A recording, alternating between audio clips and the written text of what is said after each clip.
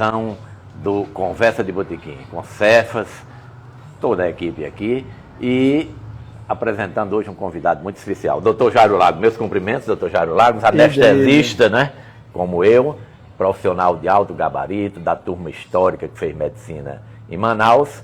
E Cefas, você vai ter aí histórias maravilhosas para sugar, né, do Dr. Jairo Lago. Eu acho que vai ser uma entrevista muito divertida, muito gostosa de assistir, e também, claro, a vida profissional desse gigante da medicina do Rio Grande do Norte, Dr. Jairo Lago. Muito obrigado.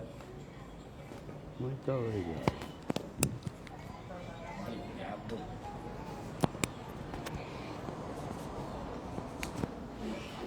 Olá, boa tarde, quase boa noite. Eu sou o jornalista Cefas Carvalho. Estamos aqui no Bardalos Comida e Arte, no centro de Natal, para mais uma edição do programa Conversa de Botequim.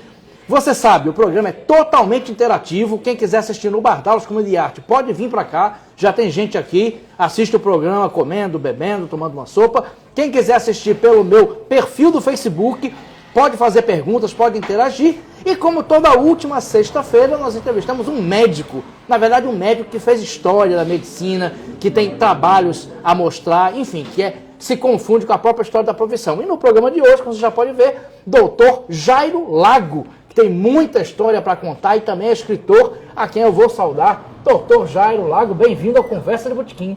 Pois não, eu estou à disposição da Vossa Senhoria para responder o que for preciso e necessário, desde que eu me lembro também. Pelo que a gente estava conversando aqui, o senhor vai lembrar. Vou fazer velhos lembretes e também dizer, agradecer a nossa equipe. O programa tem produção e filmagem de José Agro, assistência de produção em mídias sociais de Natália Chagas e o apoio logístico de Lula Belmont no Bardalos Comida e Arte. Vou repetir, você pode fazer perguntas para o Dr. Jairo, pode fazer opiniões, o programa é totalmente interativo.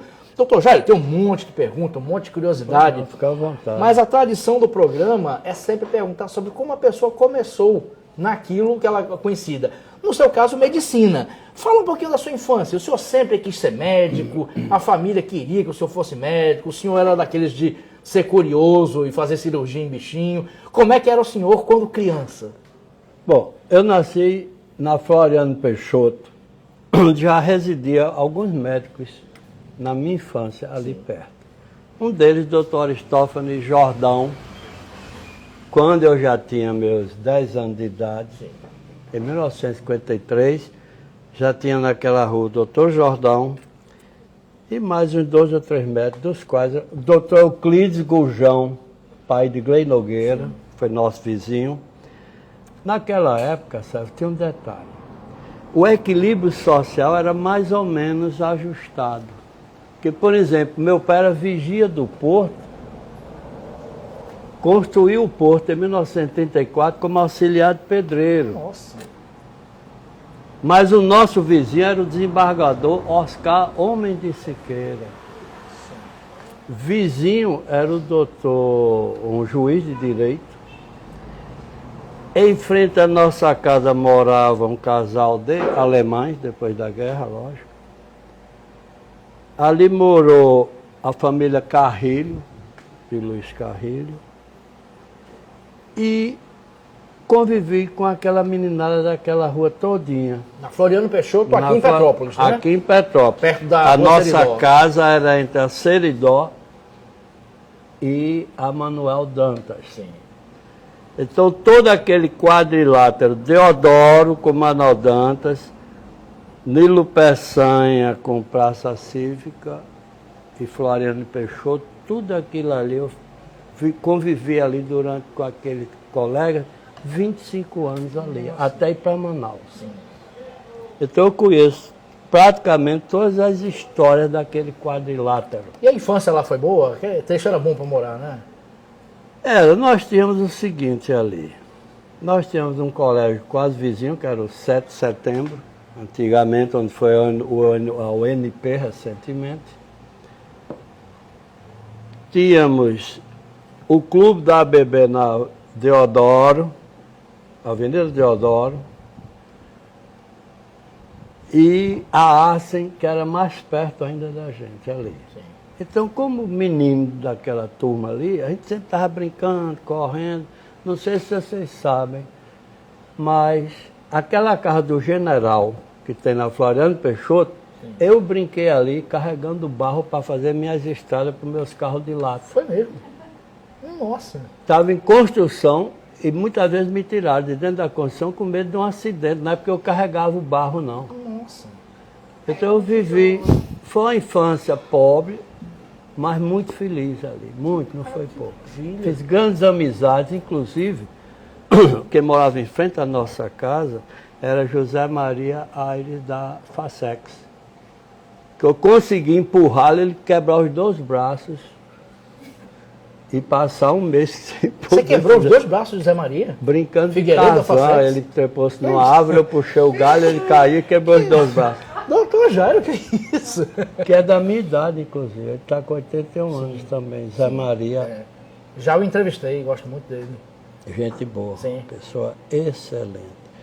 Então eu convivi ali com muita gente que eu nunca imaginei na minha vida. Por exemplo, um dos nossos vizinhos era do Armazém Lamas na Ribeira, que era uma potência de material esportivo, na rua Doutor Barata. Tinha os Guerras, tinha o pessoal da esquina onde hoje é Previnat. Ali morava quem? A família Romano, de Mozart Romano, Sim. Garibaldi Romano, aquele pessoal antigo, dali. Na outra esquina morava quem? Jussier Santos, José Santos. o pai dele, Chico Porto, a mãe dele. Na outra esquina, ou seja, Floriano Peixoto com Seridó, morou um piloto civil casado com a filha de Augusto Severo de Albuquerque, Maranhão. Nossa. Elísio o nome dele. Ali era uma casa antiga que eu tive a satisfação de, depois de muitos anos, botar um carimbo num projeto de uma casa ali, dos Montenegro, de Edgar Montenegro, quando trabalhei na prefeitura, em 1964, o prefeito era Agnello. Eu pus apenas o carimbo, eu era um estudante só, não podia assinar nada. Mas botei o carimbo na construção daquela casa de Edgar Montenegro, naquela esquina de rua. Nossa. Na esquina da Floriano Peixoto com Manuel Dantas morava um empresário que tinha um cotonifício, onde hoje é o Portugal Center, chamado Santa Lígia, cotonifício Santa Lígia. Era um português chamado Manuel Ribeiro, que hoje é um edifício suntuoso que tem lá. Exatamente. Aquela casa sempre foi muito grande e brinquei muito ali com os filhos dele. Gustavo, que é bioquímico, do Alexander Fleming, e outros que frequentavam aquela área por ali. Foi uma infância feliz, então. Não, Brincadeira eu do quê? jogava minha bolinha Futebol. de meia, feito com, você vai ver, feito com pano velho, meia velha dos meus irmãos mais velhos, que eu vou repetir, eu sou o caçula de 16. Ah, é? Vamos falar sobre isso. O mais velho nasceu em 1917, não tinha nem terminado a Seus guerra. pais tiveram 16 filhos. Mamãe teve 16 gestações, você só vai ver 14 aqui, Sim. mas eu errei. Tá. Das 16 gestações, ela teve alguns abortos, mas conseguiu casar com 14 anos, enviuvou com os 22, mas já tinha tido 8 filhos. Nossa. Casou com meu pai, que era vigia do porto, já era vigia, tinha terminado a construção do porto de Natal, e papai era vigia, oriundo de Afonso Bezerra, e veio para cá em 1928. Em 1934, quando começou a construção, Sim. chefiada por Idelbrando Góes, que é o nome daquela rua ali, era um engenheiro que construiu o porto. Sim. Depois de terminada a construção do porto, aproveitaram alguns trabalhadores. Papai era um agricultor forte, de estatura média, não era do meu tamanho não. E ficou como vigia até meus 15 anos de idade. E casou com minha mãe e moravam ali no canto do mangue, ali, as peixarias por ali. Quando casou com minha mãe teve mais 8 filhos. 8 Oito. do primeiro casamento E 8 do segundo. Só que morria muitos pequenininhos. Eu mesmo tive difteria. E quem me tratou foi o doutor Silvino Lamartine, que era do Hospital Infantil. O Hospital Infantil foi fundado em 1927. Eu nasci em 43 e quando tinha 6 anos, mais ou menos, eu tive difteria. Comumente conhecido como Obrigado, Krupp, Luiz. né? Krupp. Sim. E escapei. Sim. Quando eu pensei que não, comecei a trabalhar com 10 anos. 10 anos de idade. Papai tem um armazém de material de construção na Ribeira, no beco da estação, exatamente atrás daquela escola de contabilidade de professor Ulisses de Góes ali. Não tem uma caixa econômica na esquina? Isso. O Ulisses de Góes é um pouquinho para cá. Isso. Ali eu trabalhei em 5 anos, com cal, tijolo, material de segunda, terceira categoria, geralmente coisa artesanal, pincel de pintar parede. Nossa. Eu comecei quebrando pedra lá, para encher uma lata de querosene da marca Jacaré e vendia por 50 centavos a lata de brita, eu chamava brita, que eu deixava desse tamanho as pedrinhas. Sem nenhum equipamento de segurança, sem nenhum EPI. Nossa. Nunca caiu uma fagulha no olho, na boca, no nariz, nunca tive nada, mas trabalhei ali. Quando eu saí de lá, fui o quê? Trabalhar com o filho de Augusto Severo de Albuquerque, Maranhão, Sérgio Severo. O nome do balão, Augusto, né? Isso. Ali eu vendia o quê? Máquina de escrever Hamilton. Como eu trabalhava só no salão da loja, todo sábado eu tinha que lavar o salão da loja para na segunda-feira estar bem arrumadinho, com um escovão, com a latinha com água, o sabão. E assim foi minha vida de infância. Não tenho o que reclamar não, foi muito boa, aprendi muito.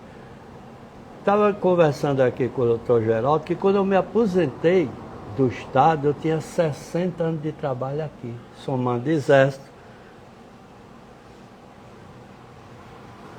o Banco, Comércio e Indústria de Minas Gerais, onde eu trabalhei na Frei Miguelinho com Tavares de Lira, número 57. Nossa. E a loja do filho de Augusto Severo de Albuquerque, Maranhão, era o número 94 na Doutor Barato, essa outra era na Frei Miguelinho. Eu me dei o trabalho de um dia desse na Ribeira, pedi para entrar na loja, que agora é uma serralheria, né? E pedi para olhar a loja por dentro. Ele disse, por que o senhor está fazendo isso? Que eu trabalhei, lavei esse chão aqui, amigo. Nossa. Aí andei dentro da loja, tá vendo? Isso aqui era o escritório, aqui eu vendia minhas máquinas, vendia cadeira, móvel de escritório. Lembrando de tudo, né? Lembrando Nostalgia. de tudo. Aquele reprodução na época de cópia era no... Mimeógrafo? Mimeógrafo Foi é muito depois. moderno. Era uma coisa álcool. Você botava álcool, botava coisa em cima. Mimeógrafo é agora, recentemente. E as máquinas eu vendia da seguinte maneira. Para provar que era boa, Sim. eu fazia questão de tirar a tampa da máquina Hamilton, mandar você subir para ver que o material era bom. Se quebrasse, era responsabilidade nossa, da firma. Era o que eu fazia. E nos sábados, eu ia para a feira do Alecrim vender essas mesmas máquinas com catálogo nas lojas de secos e molhados, que estava correndo dinheiro, né? Isso. Então, com 10 anos, eu já comecei a trabalhar. Quando eu fui vender essas máquinas e fui cobrador da loja, eu tinha um salário e recebia 1% de cada duplicata que eu recebia dos fregueses da loja, das pessoas, dos clientes. 1%. Esse 1% em cima da duplicata me ajudava o quê? Andar nos ônibus de Natal, rodava Natal todinho. Aí quem me recebia geralmente era o cachorro latindo, era o gato querendo me assunhar, era o cidadão que às vezes eu não pago hoje não, e se vier amanhã eu não pago mais de jeito nenhum. Ai, meu Tudo Deus. bem. Isso é da vida, né? É da vida. Então eu aprendi um pouquinho de comércio, aprender um pouquinho de vender as coisas. Sei que se você for bem tratado na loja, você compra até mais caro. Isso. Agora, se for maltratado, você Mas não não volta volta, mais lá. não volta. Não volta, acabou-se. E fui estudar onde? Em Maria Dourado, que era uma escolinha que tinha na Floriano Peixoto. Depois estudei, não sei se vocês conhecem, um escritório de prospecção de terreno para a construção do Dr. Pinho. Floriano Peixoto com Cordeiro de Farias, lá embaixo. Sim. Boa noite. Me faça um favor, se você achar que eu estou me estirando muito numa pergunta dessa, você vê que eu paro. Não, quero que continue. Eu não quero também atrapalhar isso tá seus horários. Não. A sua história, doutor Jair, tá a história de Natal, a história do bairro. Obrigado. Pode continuar. Então, quem morava vizinho onde é o 294 hoje, doutor Irã Diogo Fernandes, na casa número 280, como era na mesma imediação da nossa na Floriana, a nossa também era 280. E vizinho morava quem? A família Alves. Liquinha Alves Sim. e Nezinho Alves, pai de Aloysio, desses meninos tudinho. Então eu tive a oportunidade de conhecer muita gente ali que eu nunca pensei na minha vida. A Rádio Poti, Sim. assisti muito show da Rádio Poti, trepado no muro do saneamento que tinha ali. E quando tentava entrar sem pagar e me escondia, me botavam para fora. Menino, cadê seu ingresso? Ah, eu esqueci para fora. Fora. Mas tudo bem. Mas conheci figuras exponenciais da música popular brasileira. Ali eu conheci, ensaiando, Luiz Gonzaga, Chico Alves, que era mais, meu Deus, Altamiro Carrilho. Eu era pequeno, eu não tinha ideia do valor daquele povo. Não, né? tinha não, da importância. Até porque alguns estavam começando, né? Alguns não eram começando, famosos. mas ó, Zé Gonzaga, Luiz Gonzaga, e tinha a equipe da Rádio Poti, que era Aguinaldo Raiol, Sim. Marli Raiol, Sim. Isaltina Fonseca. Tinha o conjunto naquele tempo era regional, não era conjunto de música, regional Era regional. Que tinha até o regional sonoroso. tinha o regional, que era formado por uma pessoa que tocava violão, outra tocava acordeon, outra sei que lá. Bom, os programas antigos da Rádio Poti, de Gená Vanderlei, que depois de muitos anos morreu num acidente aqui, perto da igreja Santa Terezinha. Nossa. Então minha vida ali foi uma vida assim, bem limitada pelas posses do meu pai, Sim. mas que eu extravasava com meus colegas na rua. Sim. Por exemplo, eu jogava descalço no 7 de setembro, mas os filhos de Chico Porto, Jussi e Elvio jogavam com um tênis chamado Cats, que eu nunca mais ouvi falar nisso. Na época era Cats, ele vinha até aqui, o maléolo, mais ou menos. Nem estourava o pé, né? Quem joga Não, descalço, estoura mas dedão. tirava muito pelo das minhas pernas, né? Tirava muito pelo das minhas pernas. Aí quem tinha Cats?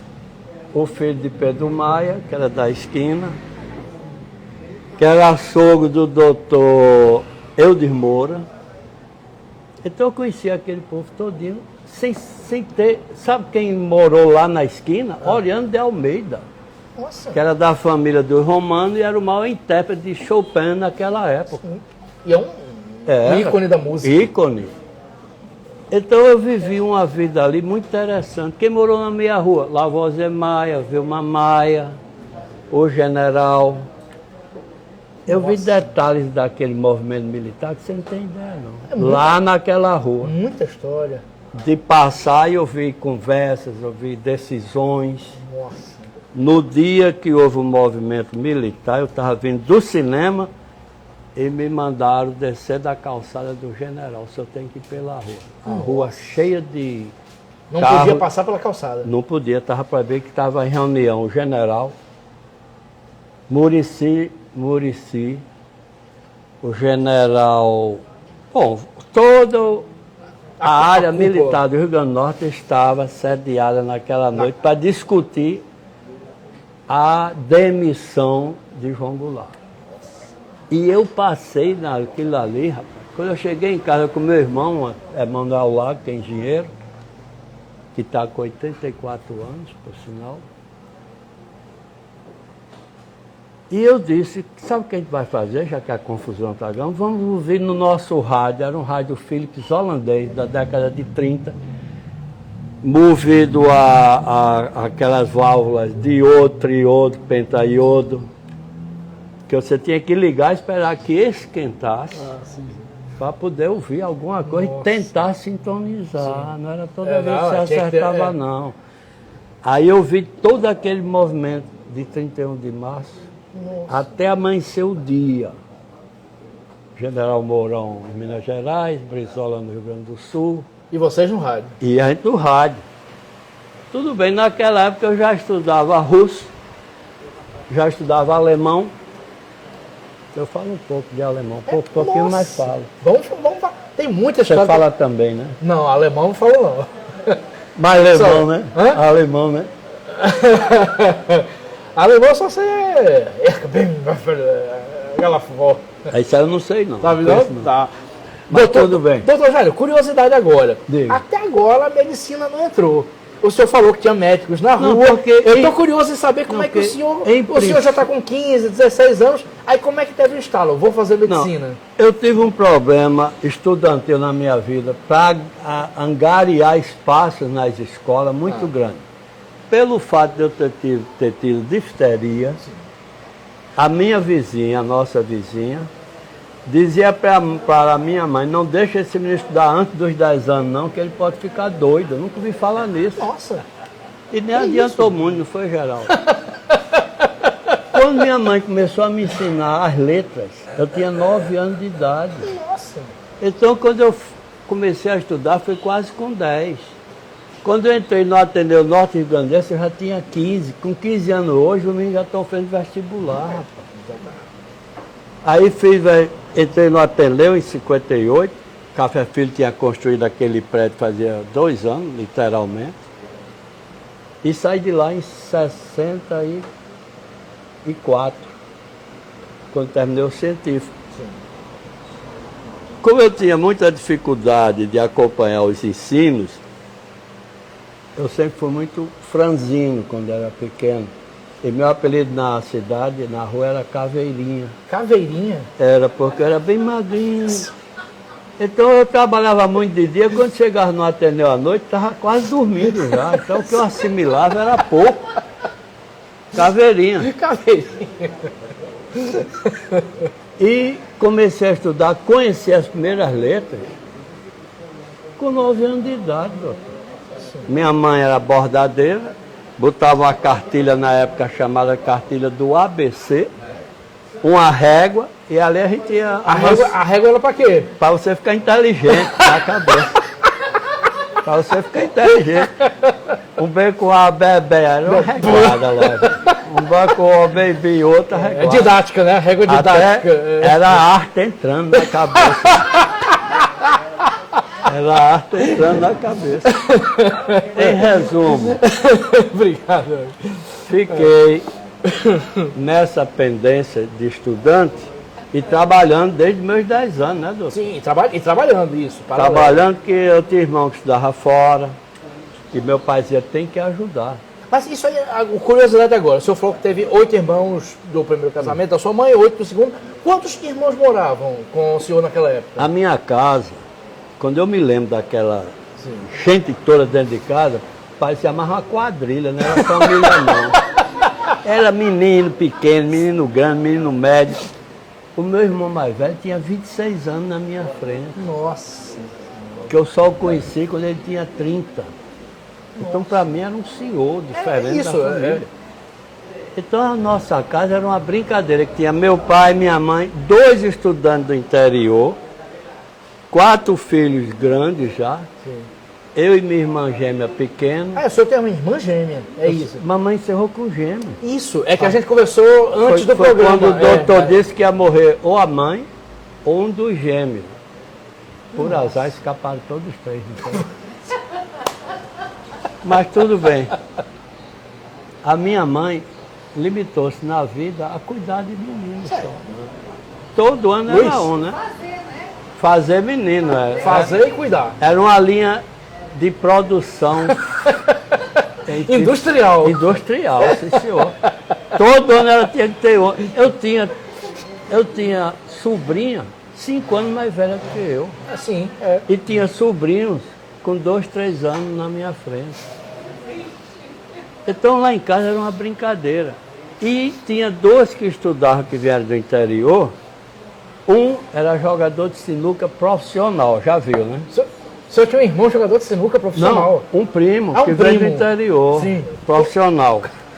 Então ele apostava e era uma luta, porque iam cobrar lá em casa o que ele tinha perdido na sinuca. Ah, meu Deus. E aí não tinha nada com isso. É. Segundo, a outra pessoa que estudava conosco fazia o favor de pegar o pop dos sapatos da minha mãe, cortar e fazer chinelo. Então era uma vida muito estapafúrdia. Não sei como é que sobreviveu, não. Não sei. Mas, medicina, assim. Sim, voltando à história. Eu estou adorando a história. Eu quero saber medicina, como é que o senhor resolveu ser médico. eu não ia ser médico. Não. Eu não queria ser médico. Queria ser o quê? Eu ia fazer antropologia física no Instituto de Antropologia, Por que funcionava na Hermes da Fonseca ali. Mas por que antropologia? Porque eu sempre gostei, sempre fui muito curioso com história, geografia, pesquisas arqueológicas, esses negócios. Nossa. Aí cheguei a passar como estagiário, acho que 1 ano ali na Hermes da Fonseca, no Instituto de Antropologia do Rio Grande do Norte. E depois, quase 2 anos aqui, vizinho à Sociedade de Medicina, no Instituto Câmara Cascudo hoje. Sim. Nessa época, foi um avanço muito grande na antropologia do Rio Grande do Norte, porque estava no Instituto Novo, com recursos, e aquele grupo fazia pesquisa em Apudi, na Pedra do Lajedo, né? Aqui em Apudi. Isso, exatamente. Onde eu estive lá como curioso, depois de muitos anos. E vale a pena visitar. Vale a pena. Então, quando eu comecei a pensar em fazer antropologia, resolveu-se o seguinte: você faz vestibular para geografia para poder ter acesso ao instituto. A esposa do Dr. Zé Cabral de Carvalho, que era o diretor, antropólogo, fundador do instituto, anatomista e especializado em anatomia comparada. Um homem muito inteligente, com as opiniões muito firmes, decisões firmes, e o instituto crescendo. E aquilo me encantava muito. Eu estava vendo coisa ali que tinha milhões de anos, que eu nunca passava na minha cabeça, que eu ia ver na minha vida. Ele fez o seguinte: a esposa dele, a Dona Maria, uma senhora extremamente educada, resolveu me ensinar português por vestibular de geografia. E eu fui me entusiasmando com aquilo, até que um belo dia, por problemas pessoais, eu desisti da antropologia e resolvi fazer medicina, do dia para a noite. Nossa. A partir daí veio aquela gana de ser médico. Eu queria ser médico, nem que fosse por 1 mês, 2 meses, mas queria, acabou. Nossa. Aí fiz o vestibular, não passei, 66. Fiz o segundo, aí vem aquela história. Tinham mudado o critério de aprovação. Esse grupo tinha média para entrar na faculdade, mas não tinha vaga. Não tinha vaga. É. Manaus tinha a faculdade criada há 2 anos, em 66. Ainda chamava-se UAM, que era a Universidade do Amazonas. Sim. E Dinarte Maris pegou esse povo todo e levou para lá. Fez um acordo com o Ministério da Educação. Eu acho que era Java Passarinho, o ministro. Mas quem assinou o acordo foi Fávero. Sim. Obrigado. Favorino. Era o nome dele, do Sim, ministro do interino. ministro.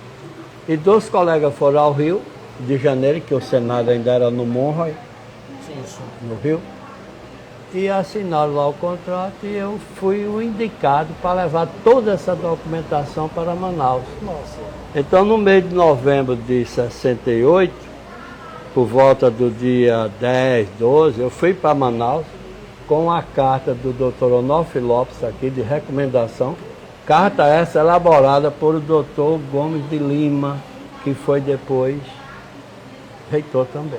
Nossa. Aí vai começar a história da turma de Manaus. Né? Aí nós fomos o seguinte, fiz uma relação dos que pretendiam ir Sim. no avião da FAB, da Força Aérea Brasileira, 35. E outros ficaram por aqui, inclusive um colega que provavelmente vocês vão entrevistar, que é Marcelo Montoril. Foram na segunda etapa, um grupo de mais 25, então nós temos 60 lá 60. em Manaus.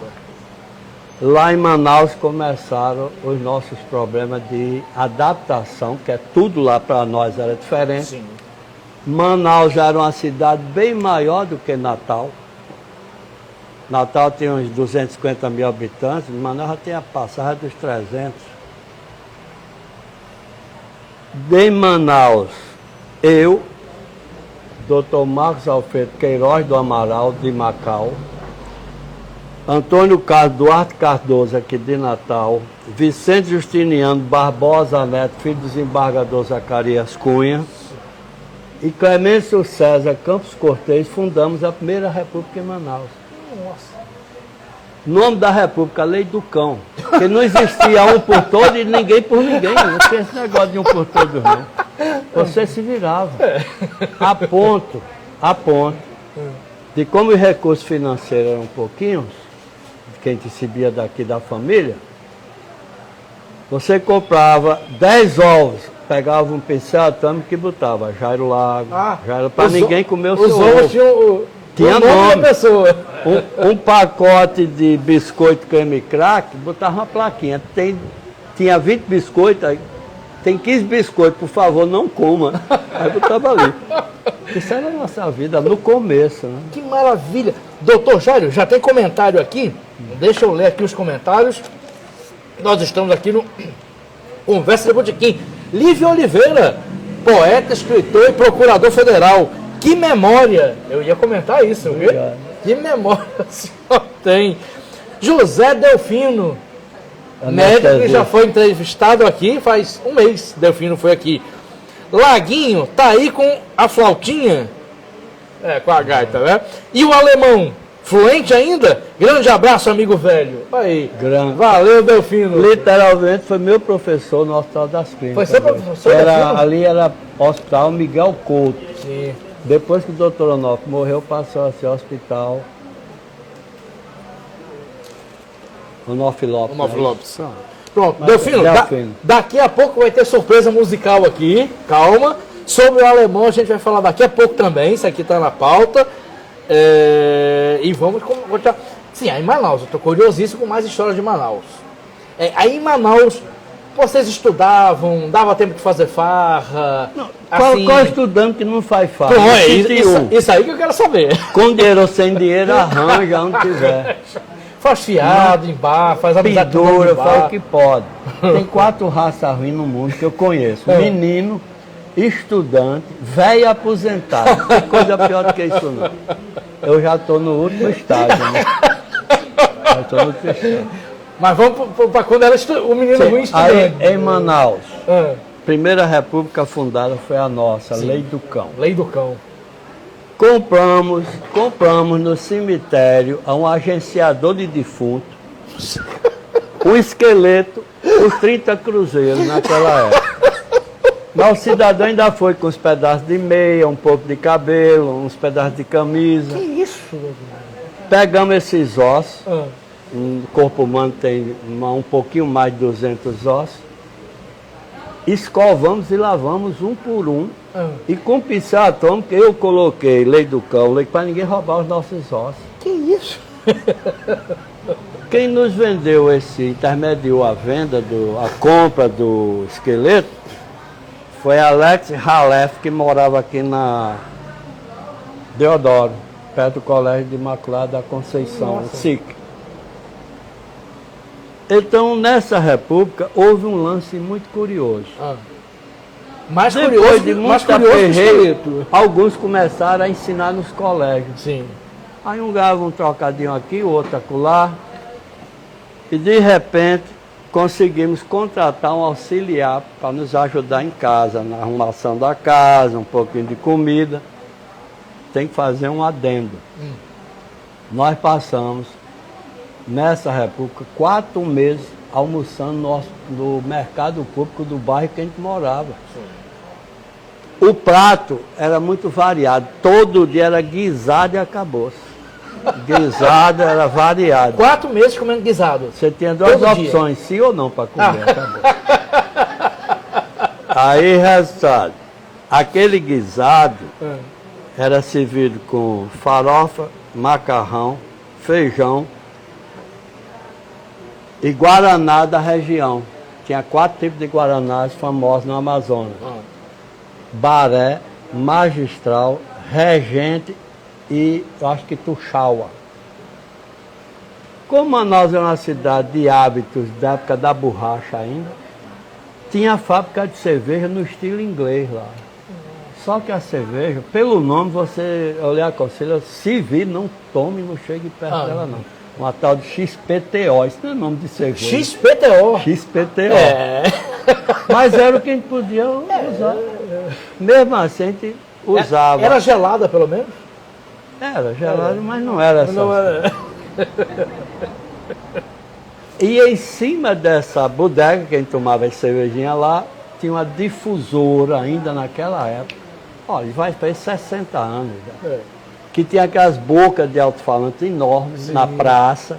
Boca de ferro. Praça 14, que era o bairro que eu morava. E o sujeito gritava, o restaurante do papai, o restaurante mais famoso da cidade de Manaus. Porque lá você tem os pratos mais avariados da cidade. Mais avariados. Avariado. No meu livro eu não disse que era avariado, porque eu também vendi livro lá e não quis. Agrediu magoar. Que você queira ou não, Manaus é a minha segunda mãe, se você não sabe. Se não fosse Manaus, eu tinha feito o que na minha vida? Ia vender máquina de novo, ia vender cal, quebrar pedra para encher uma lata de pedra? Não dá. E foram quantos anos em Manaus, doutor Jairo, no total? Foi mais de quase 7 anos. 7 anos. Porque quando eu terminei meu curso, eu fui convocado para o exército e botaram na fronteira da Colômbia com o Peru. Quer dizer que de Manaus o senhor foi para a fronteira? Daqui para Manaus é 1 hora de diferença. O fuso lá é 1 hora a menos. Sim. Que meu livro está a mais, você vai notar isso. Sim. Quando você chegava em Belém, você ajustava seu relógio 1 hora para baixo. Quando você chegava em Manaus. Quando você chegava em Belém, já era outro horário mais para dentro. São 2 horas até a fronteira. No Rio Javari que eu fiquei. Nossa. Alto Solimões, no Hospital da Guarnição de Tabatinga, que era o HGUT. E ali eu morei 1 ano. A experiência foi boa? Foi?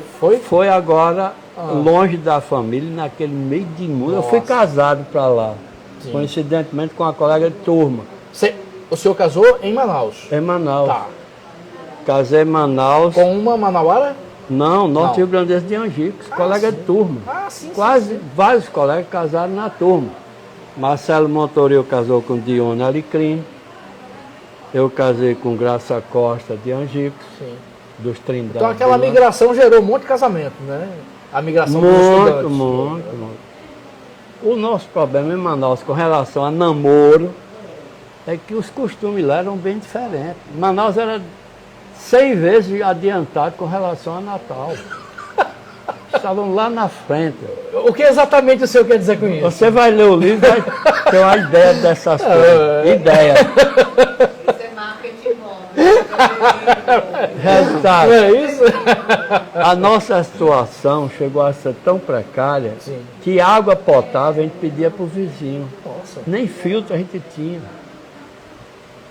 E era uma vizinha assistente social casada com um bancário que nos ajudou muito. Quando via a nossa situação ruim e batia o pé e sabia que não tinha almoço naquele dia, ela mandava uma panela com comida para nós. Que bacana. É um povo muito bom, tem uma índole muito boa. Muito bacana. Eu lhe digo com toda seriedade, eu tenho muito respeito pelo Amazonas e vou repetir, Manaus é a segunda mãe minha. Eu nem devia fazer isso, mas eu vou adiantar um pouquinho a história para a gente Diga, voltar. diga. O senhor voltou outras vezes para visitar as pessoas, para rever Manaus ao longo da vida? Pelo menos umas 10. Eu Eu... tive agora em dezembro, completando 50 anos de formado. Nossa, aí, viu as pessoas, os lugares? Os mesmos não, encontrei um bocado de velho buchudo, careca, cabeludo. Os mesmos não, é difícil. Que maravilha. Se eu puder usar a expressão, ótimo. Pode usar. Diabo pode, não. Pode usar. Um colega veio me abraçar e disse, Jairo Lago, você está aqui, Jairo Lago. Eu disse, amigo, me desculpe. A má educação, mas quem diabo é você? Que eu não conhecia mais não, doutor. 50 anos que eu não vi o cidadão. E lógico, só foram os que estavam vivos, porque eu já morri um bocado de gente. Em resumo, morei com o doutor Marcelo Montoril, Sim. Dá tudo. É. competente, respeitoso, educado, inteligente, mas tinha um problema para nós estudantes da República.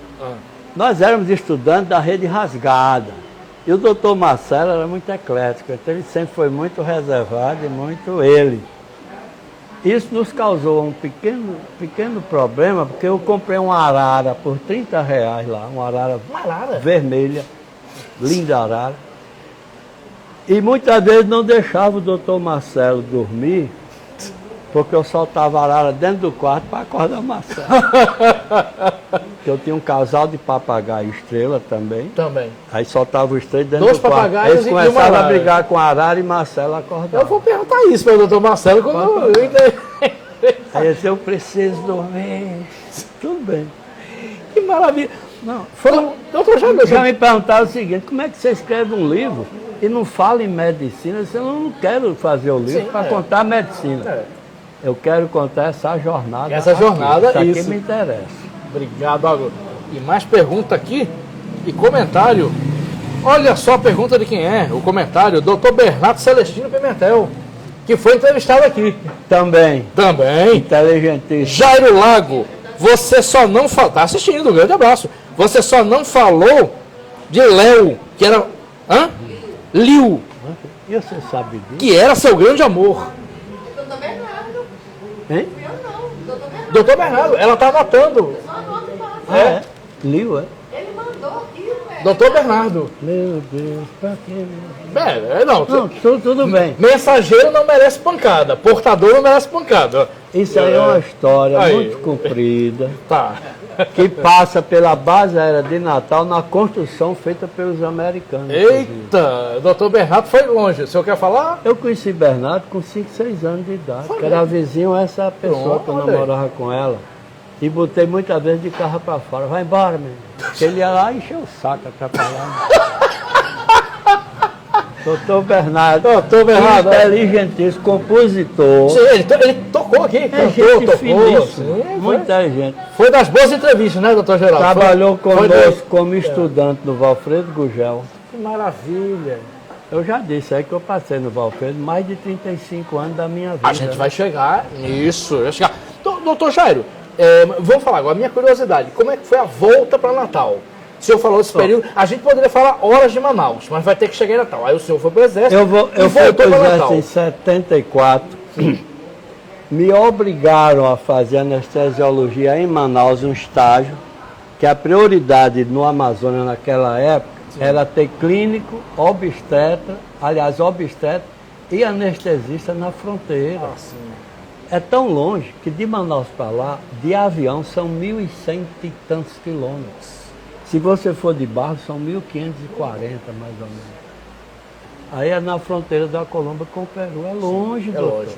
Quando eu voltei para Natal, tinha saído do Exército, tinha juntado um pé de meia pequenininho, mas juntei, porque na fronteira meu soldo do Exército era 1.001 cruzeiros. Como eu estava na fronteira, o salário era dobrado, então eu ganhava 2.002. Quando eu vim para Natal, de repente, eu consegui trazer uns 14 ou 15 mil cruzeiros para Natal. Como eu vinha para cá ainda aventurar, fiquei na casa do meu pai, na Floriano Peixoto, onde eu nasci. Sim, isso. Em um ano eu tinha gasto meus trocados todinhos. por manutenção. Mas quando meu dinheiro acabou, eu já estava começando a trabalhar com anestesia. Aonde? Eu tinha estagiado no Hospital das Clínicas, inclusive com o doutor Delfino. Sim. E através de meu segundo pai em Natal, chamado Aloysio Leite Ramalho e Rochinha, foram meus segundos pais aqui em Natal. Começaram a arranjar onde eu trabalhar. Sim. Então eu comecei na Casa de Saúde Petrópolis, depois esteve no cirúrgico, passei pelo São Lucas. Na década de 80 fui anestesista do batalhão, que hoje é Itapiru, que é 16 RI, no Hospital da Guarnição. E depois Zé Humberto, um ortopedista que trabalhou conosco no Valfredo, Sim. me colocou no Catre, lá em Parnamirim. Foi pouco tempo, mas eu estive trabalhando lá. Lá também. Então, de repente, as coisas começaram a abrir, como se diz. Em Manaus eu já tinha ensinado num colégio. Sim. Eu recebia 300 cruzeiros de Natal, da minha família. Sim. Fui agraciado com a bolsa pela Secretaria da Saúde de 180, então já foi 480. Ensinava num colégio pequeno, supletivo,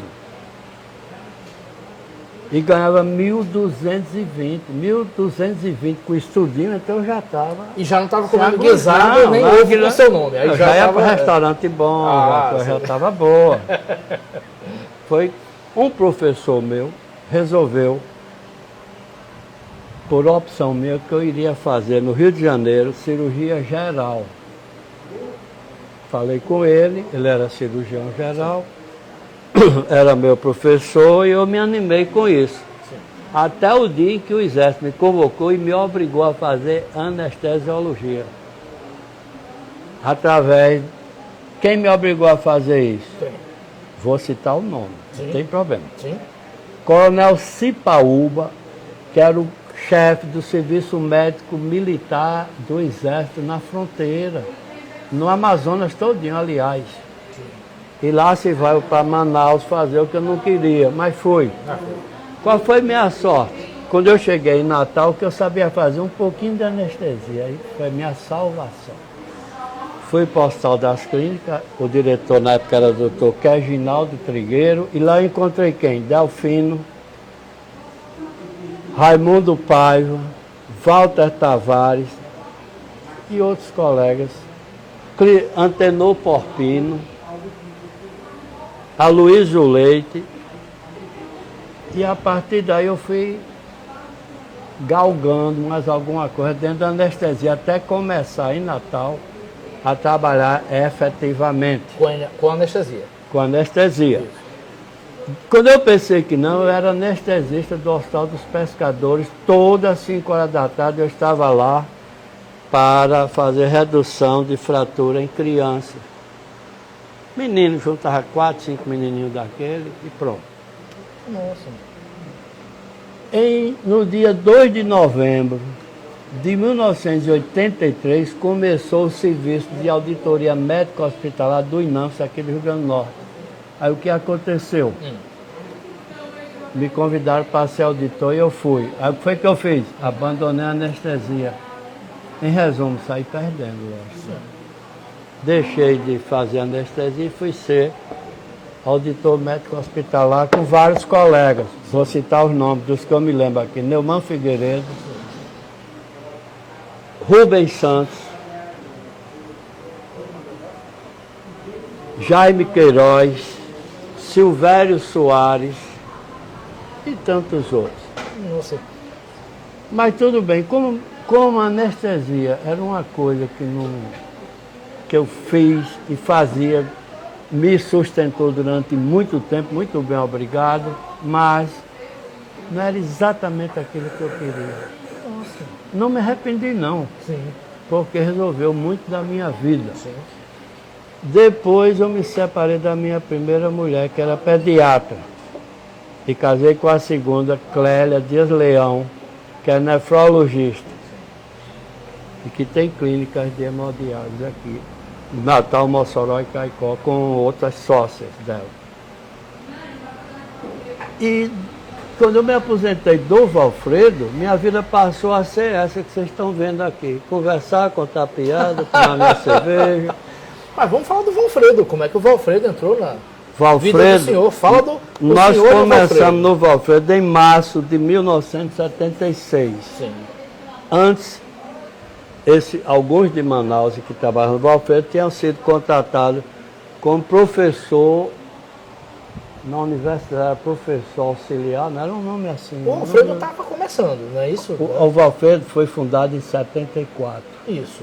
Eu Então, cheguei o senhor lá em foi 76. praticamente fundador, senhor, do Valfredo. Quando eu cheguei lá, que era o diretor, o Dr. Onofre Júnior, resolveu-se que o Valfredo teria um pronto-socorro, que só tinha o Hospital Miguel Couto, onde hoje é Que o... até então o Valfredo não tinha pronto-socorro. Não tinha. Tá. Aí nós fundamos o pronto-socorro do Valfredo. Valfredo Gurgel. Aí começamos com poucas pessoas. Era tão pouco médico que você guardava seu carro nos serviços gerais do hospital lá atrás. Hoje você tem que alugar o Midway para botar carro lá dentro. Você entendeu? Sim. Então você guardava seus carrinhos ali, depois foi ampliando o hospital. Depois de muitos anos fizeram o outro pronto-socorro, que é o Clóvis Sarinho, mudaram o nome, ampliaram e tal. E ali eu passei, no mínimo, 35 anos da minha vida dentro de um centro cirúrgico. 35 anos do Valfredo. 35 anos, foi 37, mas eu estou dizendo 35, que eu passei uns 2 ou 3 anos como coordenador de controle e avaliação aqui na secretaria.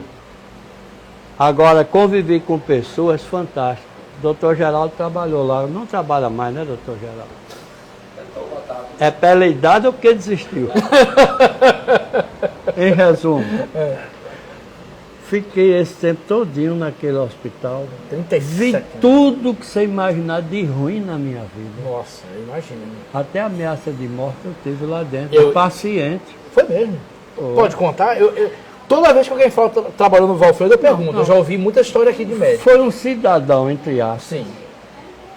que eu fiz cair na besteira de perguntar a ele, às 2 horas da manhã, ele tinha levado um tiro. Eu perguntei, foi tiro ou facada? De máscara. Ele disse, doutor, isso não é pergunta que se faz. Bom, não está grave, não vai morrer, né? Agora, quando eu sair daqui, eu vou lhe pegar lá fora, o senhor vai morrer. Que isso? Tá certo. Agora vamos negociar uma coisa que é, o senhor sabe quem vai fazer sua anestesia? Esse não, sou eu. Você quer sair vivo ou morto daqui? Isso é um assunto tão delicado e ético que eu não posso nem estar comentando aqui, mas... Não, mas agora Mas é a história vou do comentar, passado. já saiu. Pode comentar. Então vamos começar fazendo o seguinte, eu vou tirar a máscara para você olhar bem para minha cara, para não matar a pessoa errada. Sim, senhor. Em resumo, quando terminar essa história, o rapaz estava vivo, estava operado pelo doutor Edésio Macário, um dos maiores cirurgiões. Foi entrevistado aqui, nessa mesa, doutor Eu Edésio. trabalhei 15 anos com ele. Pronto, foi entrevistado aqui. Só Contou tinha um muita história detalhe, do eu não Valfredo. conseguia dormir, que ele operava a noite todinha, não tinha perigo, Nossa até Senhora. amanhecer o dia. É mesmo. Literalmente catava e operava. Agora resolvia todos os problemas graves que eu vi na minha vida. Ele não é daqui não, ele é alagoano, né? Isso é de Maceió. Nossa. Em resumo. Sim, a história do rapaz. E aí, o rapaz estava Não, lá... aí quando eu fui no CRO, no Centro de Recuperação de Operação, disse, e aí, amigo? Ele começou a chorar. Doutor, me perdoe que eu estava nervoso. Ah, E quando você fica nervoso, quer matar quem está ali salvando, que conversa é essa? Agora eu vou lhe dar um conselho, não venha mais para o Valfredo não, que não vai dar certo. Vai embora. Vai. Claro, foi depois de sim. sarado, Isso, curado. isso. Até isso aconteceu ali. E história emocionante? Assim, história que lhe emocionou, que o senhor Teve outra ficou curiosa. emocionado? Não, eu não fiquei emocionado, eu fiquei chateado e com muita raiva de cidadão, lógico. Não, alguma outra história que tenha lhe emocionado? Sim, engraçada. Tem história, eu tenho 70 histórias de Valfredo Gurgel selecionadas. Tragicômica. Para publicar em livro? Não, porque a 10 já publicou várias delas que eu trabalhei 15 anos com ele. Aí não dava.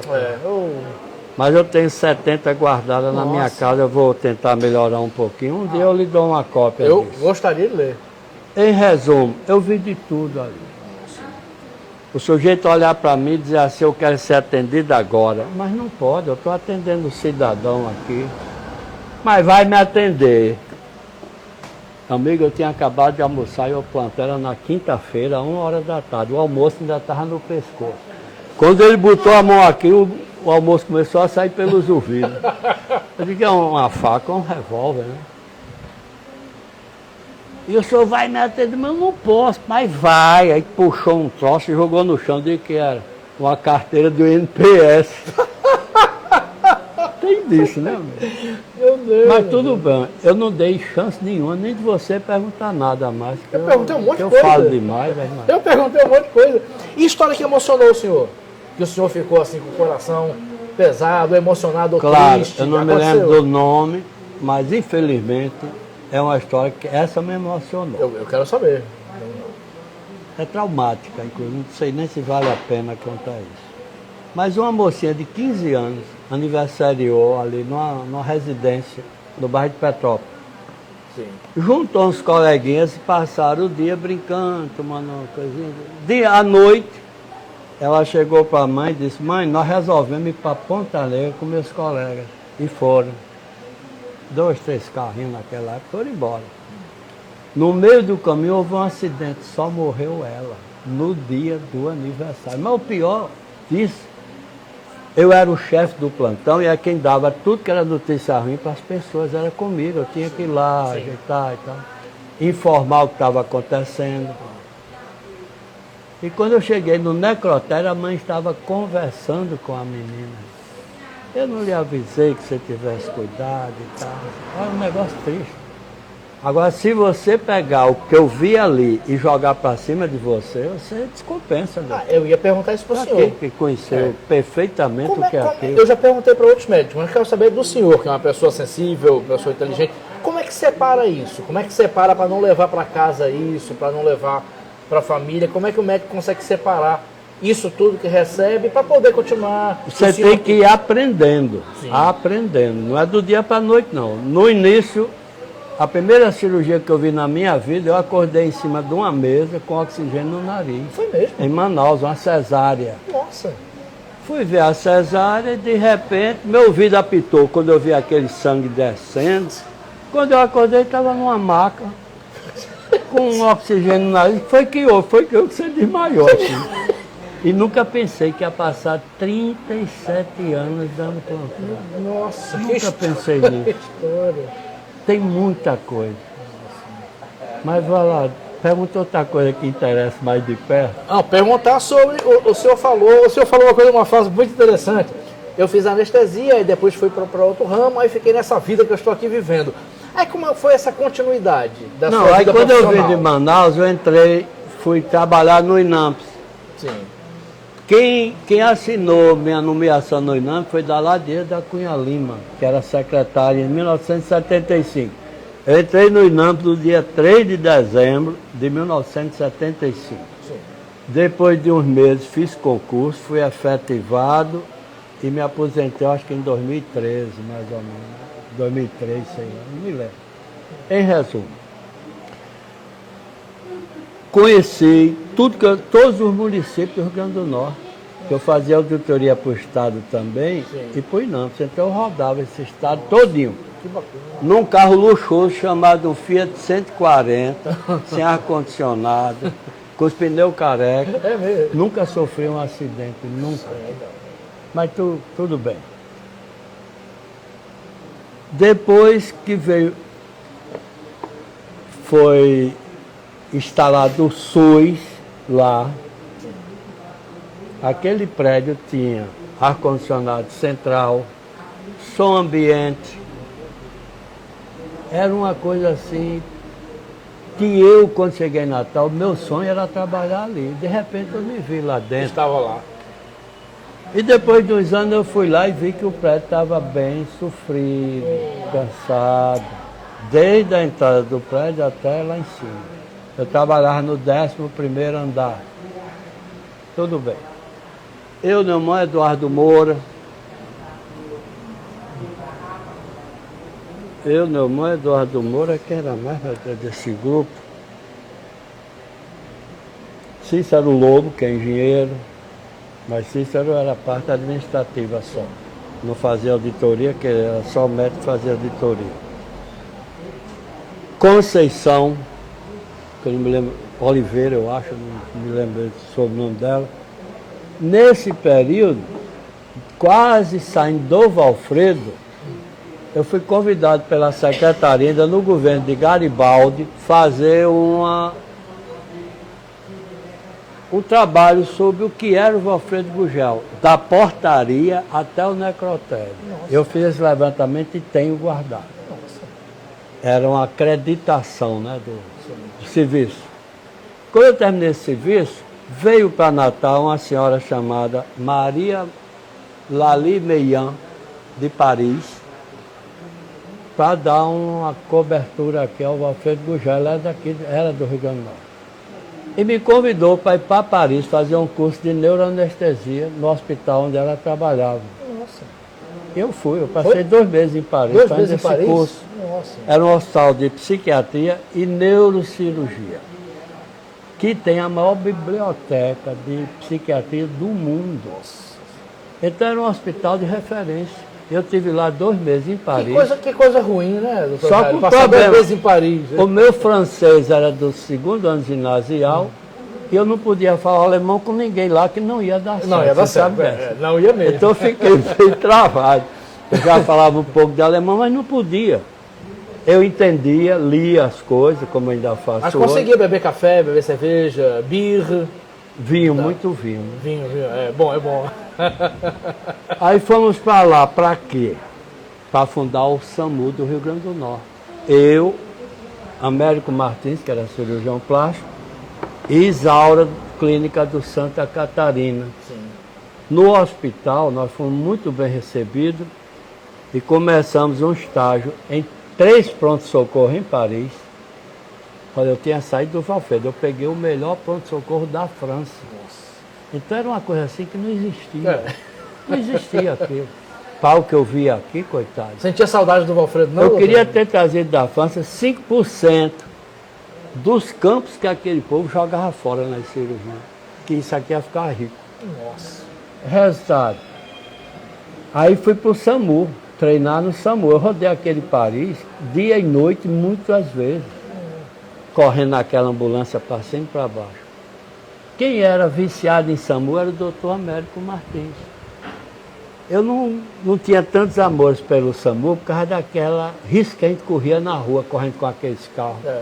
Com paciente grave, mas não era grave de tiro e facada, não. Sim. Era um infarto, era uma úlcera perfurada, era um apendicite agudo, um negócio desse. Quando eu saí daqui, o Valfredo já atendia, em média, isso foi em 2002, Sim. atendia, em média, 1.000 pessoas por dia. Eu cheguei lá, quando tinha 100 pessoas no fim do dia, era um escândalo de atendimento, 100. Agora, são competentes, são ordeiros, mas são franceses. Não é fácil, não. Não é fácil. Me respeitaram muito, me trataram muito bem, mas é você aí, eu aqui, entendeu? Mas a experiência foi boa. Ótimo. E a doutora Lali Meillan nos ofereceu um jantar na casa dela naquele bairro de lá, famoso, São Germain. Na casa dela não tinha um item que não fosse do século XVIII, XIX. Nossa. Tudo, o piano, tudo era de 200 anos, não sei quantos anos. O que era ela? Condessa, doutor. Nascida, sabe onde? Em Caraúbas. Irmã de Piaba, que foi zagueiro do ABC. Meu Deus. Sim, senhor. Oswaldo. Condessa, irmã de Piaba, morando em Saint-Germain, Paris. Em Paris, sim, senhor. E pior, a mulher era top de linha, ela era anestesista, né? Ela era tão top de linha que ela criou o serviço de neurocirurgia experimental no próprio hospital.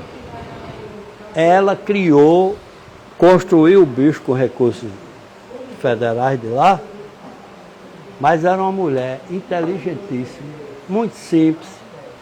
E um dia me perguntou, Lago, como é que estão meus primos lá em Caraúba? Eu digo, só Deus sabe, isso aí não é comigo não. Não tenho nada com isso. Resultado, gostava muito da família, inclusive dos primos dela, tinha todo respeito, mas de uma simplicidade você precisava ver. Que bacana. A mulher casada com o conde. Ela saiu daqui na época dos militares, fugida para Paris com o passaporte arranjado, Nossa. segundo ela. Sim. E em Paris ela chegou sem saber uma palavra em francês. Nossa. Depois, o curso dela, que até o segundo ano, não serviu para nada. Quando ela chegou em Paris, ela teve que fazer vestibular de novo e fez. E sabe o que aconteceu, doutor Geraldo? Foi agraciada da turma, doutor. É muito. Não é não. Depois recebeu uma medalha de honra da França. É aquela medalha a mais importante que tem lá. Nossa, foi muito alto, olha. Não, foi. Mas era de uma simplicidade, você não acredita. Que história fantástica. Aí, Lali chegou para mim na biblioteca do hospital e disse, olha, aqui tem 17 trabalhos meus sobre anestesiologia no mercado comum europeu, tá certo? E tudo isso aqui é livro que você acesse na hora que você quiser. Só chegar aqui, pegar e falar com fulaninha, a secretária. Pronto. Era desse jeito. Agora, o que eu vi lá, centro cirúrgico, era um túmulo, ninguém abria nem a boca. Silêncio total. A ponto de um dia eu perguntar ao enfermeiro anestesiologista, que eles têm lá, né? Faz 3 anos de curso, e auxilia o anestesista. Eu fiz uma pergunta a esse rapaz, ele respondeu um pouquinho alto, imediatamente todo mundo mandou ele escalar. Nossa. Estava havendo cirurgia. Era desse jeito. Então eles são competentes, respeitosos. E tem outro detalhe. Toda quarta-feira o almoço, para quem não ia mais trabalhar, era regado a muito vinho no hospital. Se você já estava dispensado, não ia dar plantão, tinha vinho farto nas mesas, farto. E o almoço era fazão com javali, toda quarta-feira. Igualzinho o Valfredo, né? O Valfredo era uma bandeja de ovo, com um saleiro, não era assim? Um pote de café e se vira, acabou. Sim, senhor. Você pegava uma bandeja com 50 ovos aqui, um saleiro e se vira. Se vira. Quando você queria comer alguma coisa aqui, na minha época, pelo menos, você tinha que pedir no delivery. Do chinês, do não sei aonde, do 994, você pedia. Não tinha fazão, não. O sofá do Valfredo, na minha época, fomos nós que compramos. A geladeira, a televisão, as cadeiras. Os próprios médicos. Faziam uma Dinheiro. vaquinha e comprava. Sim, senhor. Não sei hoje como é. E, bom, isso foi o que eu vi na minha vida nesses tantos anos de medicina aqui em Natal. Muito. Vi coisas boas também. Por exemplo, o doutor Edésio Macari, sem tirar o mérito dos outros, foi o maior cirurgião que eu vi de urgência e emergência. O que aquele rapaz eu vi fazer de cirurgia, você conheceu também, eu trabalhei com ele 15 anos. Com um detalhe, naquela época amanhecia de dedo inchado, porque tinha ambu, não era aparelho não, Geraldo. Quando era de manhã eu estava com os dedos inchados de soprar os pulmões do cidadão. Doutor Edésio contou algumas histórias aqui. Temos mais perguntas e comentários? Obrigado, Áglio. 1 hora já? Nossa Senhora. José Delfino. Nossa Senhora. Hã? Violonista. Assim, Não, José Delfino está aqui falando com o senhor. Jairo, Lali faleceu, sabia? Sabia. Sabia, pronto. Sabia. Lali faleceu. Eu estava com medo aqui de dar notícia ao vivo. Inclusive, Enfim, como deu ela é certo. casada com um conde de uma família Sim. nobre de lá, eles tinham, não sei se ainda tinham, um castelo pequeno, mas tinha. Nossa. E um dia ela me ofereceu o castelo por €1. Lá ali eu não tenho dinheiro para tomar um vinho aqui, vou comprar um castelo. Não, ele vende por €1. Agora você vai assumir os impostos e reformar o castelo. Quer não dizer. A conversinha é essa, né? É. Águia, a gente está com 1 hora já de programa. 1h10 de programa, mas calma que dá tempo aqui para mais um pouquinho. Ô Jairo, a gente está conversando aqui, o Lívio Oliveira, que é procurador e poeta, brincou aqui. Que memória! Eu estou impressionado com a memória do senhor. A minha memória? O senhor diz datas, nomes, sobrenomes. É a dieta. O senhor está falando da sua dieta aqui. O segredo dessa memória. A minha dieta é aquela que eu lhe falei. É suave, bem suave. Pode falar aqui o segredo da dieta? Não, minha dieta resume-se a buchada, panelada, cabeça de bode, mocotó, mão de vaca, espinhaço de carneiro, que é o melhor que tem. Espinhaço de carneiro? É bom demais. Feito na palha do milho, amigo, é brincadeira. Mas é só final de semana ou também durante a semana? O espinhaço é raro. Quem faz é o doutor Neumann Figueiredo. Sim. Que é uma pessoa que provavelmente um dia vai passar aqui. Mas assim, buchada, sarapatel, o senhor come tranquilamente? A cabeça de bode, com muita frequência, vem de Mossoró. Sim. Agora as buchadas, penaladas, essas coisas, eu compro aqui em Natal mesmo. Então, assim, carne de sol pro senhor é fichinha, né? Não, carne de sol é comida de nobre, é filé, não, quer isso, quero não. Quero não. E bebida, assim? Peixe cru, camarão cru também, eu gosto muito. Camarão cru mesmo? Cru. Não é sushi não, é camarão cru bota só o show e come, acabou. Mas com limão, senhor, tem um ceviche, né? Que você bota limão. Não, limão não é camarão só no show. Camarão show e come. E pronto. Com cerveja, lógico, uma torradinha. Né? Ninguém é de ferro. O senhor bebe cerveja em casa, bebe cachaça? Eu só bebo cachaça e cerveja. Só cachaça e cerveja? Eu não bebo uísque, eu não bebo vinho. Vinho porque é complicado para beber, né? Você tem que ter uma técnica. Tem que conhecer o vinho. E cachaça é fácil de identificar. É fácil de beber. A cerveja, se estiver gelada, é qualquer um. É qualquer um. Tá bom, tá bom. Por falar em cachaça, um apoiador nosso, que é a Cachaçaria Morim, mandou pro senhor aqui uma cachaça. Eu não acredito. Cachaça o senhor já conhece, claro, uma matuta. Ixi, da Cachaçaria. Da Paraíba. Morim, sim. Isso aqui é minha amiga há muitos anos. Pronto, aqui, cara. Beleza, muito bom, muito obrigado. De nada. Vou botar aqui no saquinho de novo. Vou botar aqui, ó. Oferecimento da Cachaçaria Amorim. O senhor bebe com amigos, bebe sozinho, com família? Como é que é o ritmo? Eu tenho quase que um esquema montado para todo sábado ir para casa do meu cunhado, Célio Leão, que é agrônomo. Eu adorei, tem um esquema montado. Um esquema todo. Ele já ligou ontem, porque é que eu não vou amanhã para casa dele. E por que não vai? Porque amanhã é a quadrilha do Mas por que não vai? São João. Eu fiquei curioso, e por que não vai? Amanhã?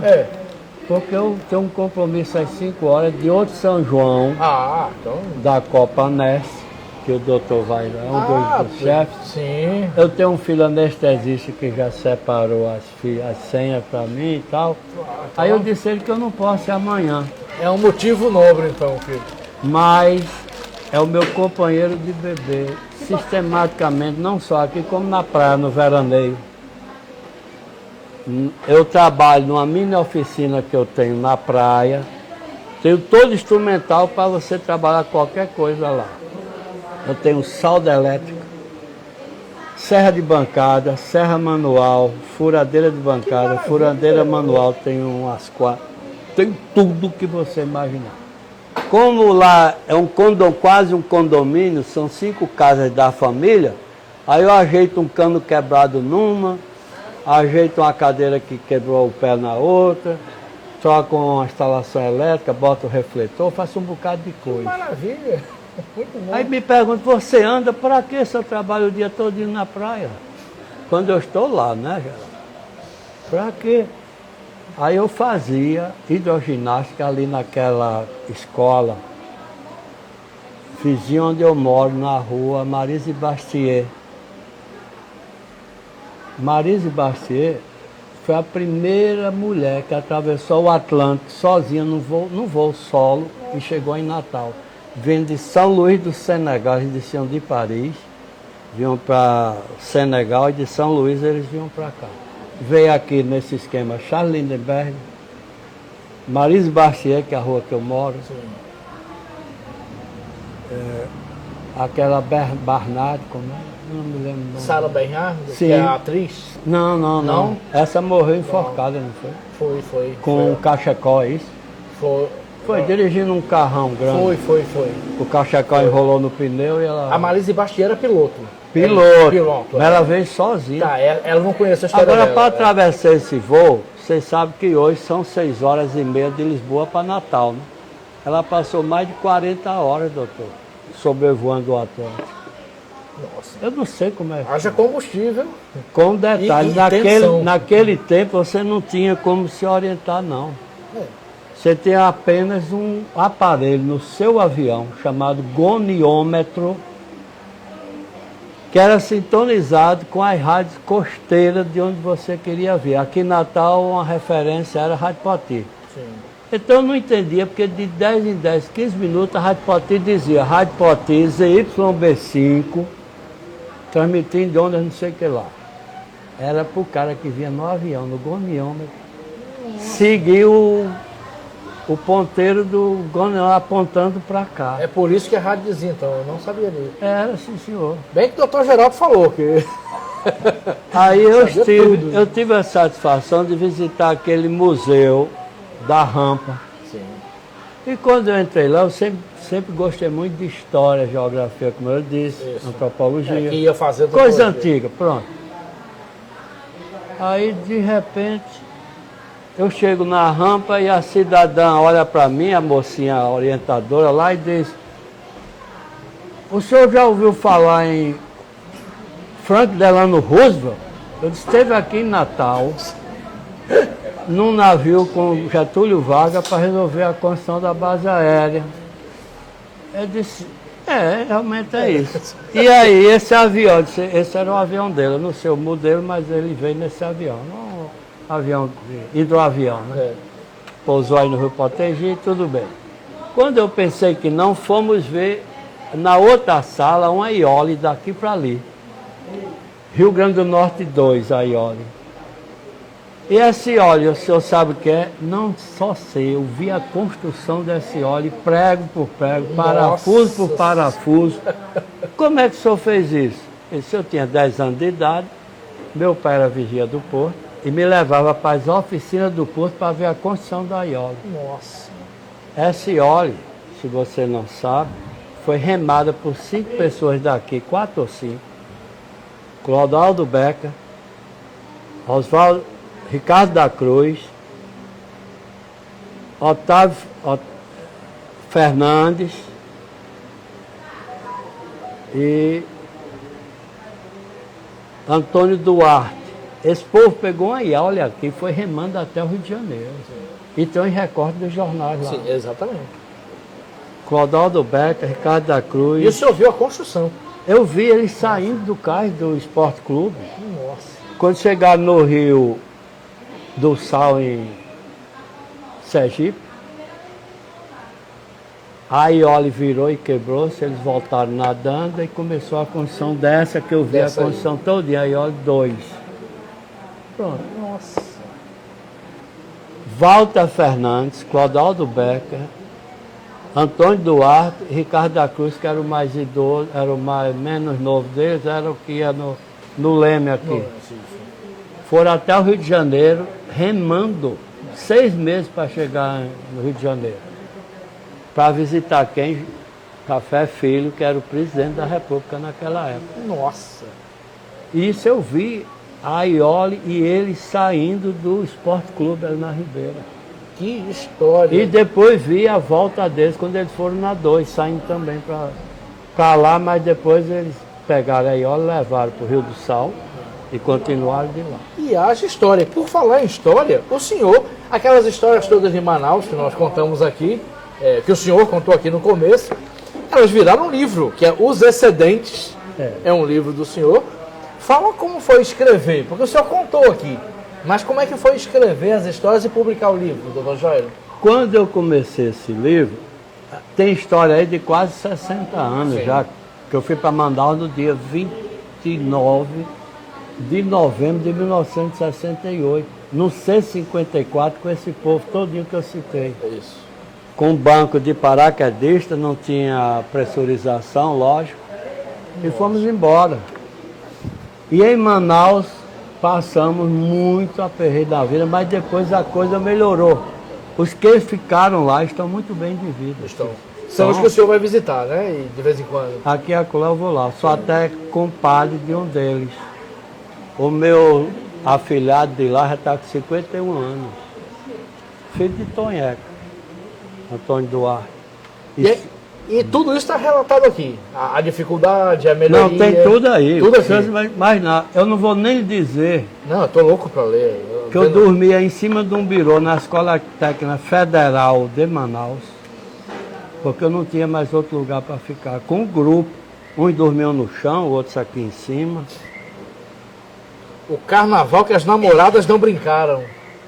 Ah, isso aí é uma história comprida que terminou numa confusão muito grande. Tô até com medo de perguntar pro sem senhor. as namoradas, foi uma confusão com um colega. Foi? Que eu consegui tirar o colega da cadeia às 5 horas da manhã, num bairro chamado Petrópolis, lá no fim de Manaus. Quando eu cheguei lá, está o colega preso, todo sujo, brigou com a polícia. E eu disse, seu delegado, esse cidadão está de plantão hoje na maternidade. O plantão dele é aqui, vai lavar os banheiros, pega aí o barril, o coisa, para esse rapaz começar a lavar os banheiros, para ele aprender. Mas seu delegado, esse rapaz é um sertanista de medicina. Não interessa, aqui ele é preso. Pega aí o negócio, vai limpar a escola. Aí entra um cidadão bem humilde, olha para ele e diz, professor fulano, o senhor está preso? Eu disse, quem é esse? Esse é meu professor, lá no colégio, o delegado soltou. Meu Deus do céu. 5 horas da manhã, o cabo estava entrando de plantão na delegacia. Tô louco para ler esse livro. Produção, temos quanto tempo? Uma hora aí? Acabou já. Nossa, 1h35. Doutor Jair, por mim eu ficava aqui até 11 horas, mas a gente vai ter que terminar. Eu vou só pedir desculpa por alguns assuntos que eu não poderia ter relatado aqui. Não.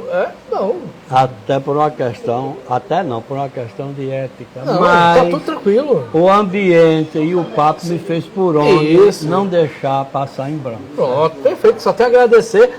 Deixa eu aqui agradecer a todo mundo. Ah, meu Deus, produção. Eu estava tão empolgado, mas ainda tem tempo aqui. A produção me lembrou bem. O senhor é músico autodidata e toca gaita. E a gaita está aqui, a produção me lembrou bem. Eu gosto de tocar gaita desde pequeno. Eu acho que eu estou com 81 anos, eu acho que desde os 15 que eu mexo com isso. Não aprendi ainda não.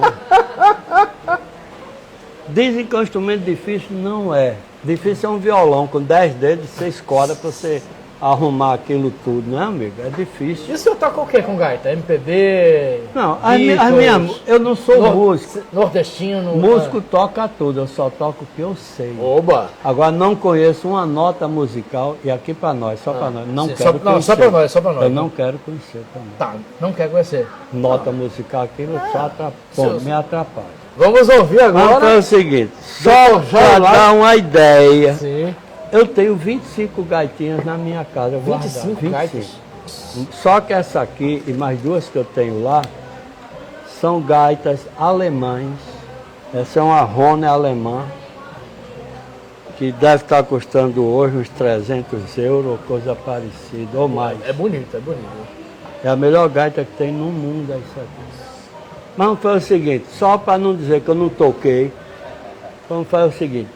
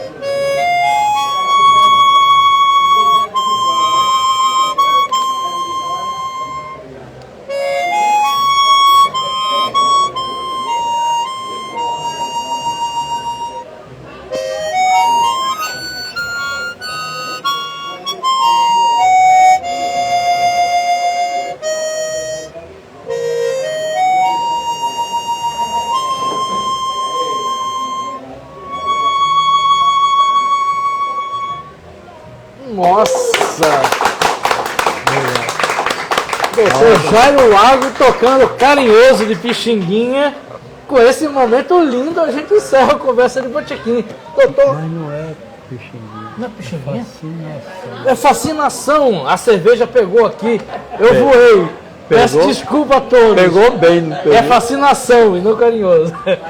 Doutor, Com um detalhe, eu não tenho nenhuma inibição de tocar isso não. não? Eu já toquei no Caribe, já toquei na França, já toquei na Grécia. Onde eu ando Onde é é? armado com isso E aqui. faz bem. É a primeira coisa que eu boto dentro da bolsa é minha gaita. Nossa, que maravilha. Foi um momento lindo aqui. Doutor Jairo, agradecer o senhor. Eu só tenho que agradecer pelo Foi uma entrevista maravilhosa. Doutor Jairo Lago. Obrigado, Palma. obrigado. E agradeço a todos e todas que aqui estão. Agradecer ao CIMED, na figura do Dr. Geraldo Ferreira.